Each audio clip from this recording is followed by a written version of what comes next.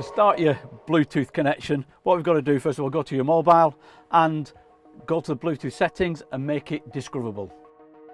Now click on the phone there and click on connect device. It's now looking for it.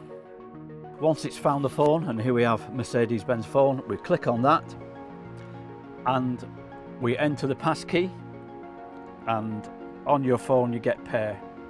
Once it's connected, you can input your call list and your contacts, and then from then on the mobile can be controlled by the steering wheel or voice activated as well.